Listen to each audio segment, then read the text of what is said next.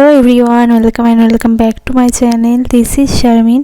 আজকে আমি বানাতে চলেছি ঘুগনি। তো রাত্রেবেলায় মটরটা ভিজিয়ে দিয়ে রেখেছিলাম, দিয়ে আমি সিদ্ধও করে নিলাম সকাল সকাল উঠে। দেন কড়া বসিয়ে দিলাম আর তেল দিয়ে দিলাম, সরিষার তেল গরম। এদিকে আমার মটর সিদ্ধটাও হয়ে গেছে। দেন তারপরে আমি গরম মশলা ফোড়নে দিয়ে দিলাম সরিষার তেলের মধ্যে। এখানে আমি দারুচিনি ইউজ করেছি আর লবঙ্গটা আমার কাছে ছিল না, সেই জন্য দিতে পারিনি। দেন দিয়ে দিলাম গোটা জিরে, দিয়ে ফোড়নে দিয়ে ভালো করে নাড়িয়ে নিলাম। নাড়িয়ে আমি একে একে পেঁয়াজ কুচিগুলো তেলের সঙ্গে ভেজে নেব। আস্তে আস্তে পেঁয়াজ কুচিগুলো দিয়ে দিলাম তেলের মধ্যে, দিয়ে আমি এখন তেলের সঙ্গে পেঁয়াজ কুচিগুলো ভালোভাবে ভাজবো। পেঁয়াজটা এখানে আমার ভালো করে ভাজা হয়ে গেছে, দেখতে পাচ্ছ এরকম ব্রাউন হয়ে গেছে। এরকম করে পেঁয়াজটা ভেজে নিতে হবে। দেন আমি এর সঙ্গে অ্যাড করে দেব 2 চামচ মতো আদা রসুনের পেস্টটা দিয়ে আমি পেঁয়াজের সঙ্গে ভালো করে ভেজে নেব। আদা রসুনটা কিন্তু ভালো করে ভাজতে হবে, নাহলে কাঁচা গন্ধ ছাড়বে। তো আমি ভালো করে এখানে ভেজে নিলাম আর দিয়ে দিলাম লবণ আর সামান্য জল অ্যাড করেছি, কারণ যে গুঁড়ো মশলাগুলো দেবো নাহলে পুড়ে যাবে।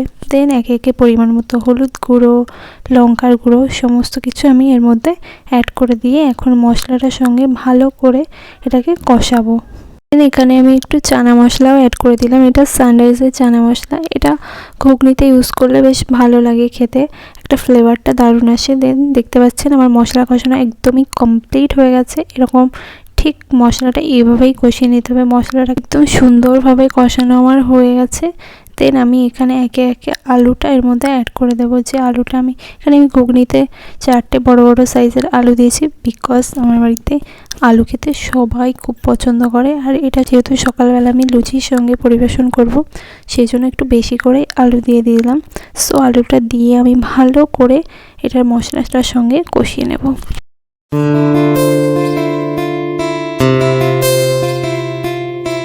আলুটা আমার কষানো হয়ে গেছে আর আগে থেকে যে সিদ্ধ করে রাখা মটরটা ছিল এটাও আমি অ্যাড করে দিলাম, দিয়ে একসঙ্গে মটর আর আলুটা ভালো করে একেবারে কষিয়ে নেব। দেখতে পাচ্ছেন এইভাবে ঠিক ভালো করে কষিয়ে নিতে হবে।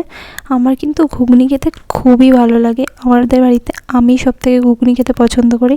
আপনারা কে কে ঘুগনি খেতে পছন্দ করেন আমাকে কিন্তু কমেন্ট করে অবশ্যই জানাবেন, ঠিক আছে?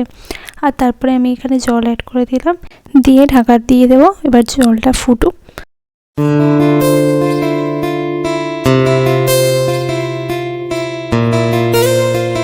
দেন ঢাকনাটা খুলে দেখলাম যে ঝোলটা একদমই ফুটে গেছে, মাখা হয়ে গেছে।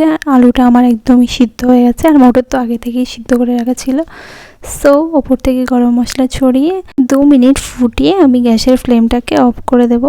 আমার ঘুগনি রান্না অলমোস্ট ডান। দেখতেই পাচ্ছেন কতটা লোভনীয় হয়েছে খেতে। দেন আমি নামিয়ে একদম প্লেট সাজিয়ে নিয়ে বসে পড়লাম, দেখতেই পাচ্ছেন। সো ভিডিওটা ভালো লাগলে একটা লাইক কমেন্ট করে দেবেন। আর এরকম নতুন ভিডিও পেতে হলে আমার চ্যানেলটাকে অবশ্যই সাবস্ক্রাইব করে রাখবেন। দেখা হচ্ছে নেক্সট ভিডিওতে। বাই।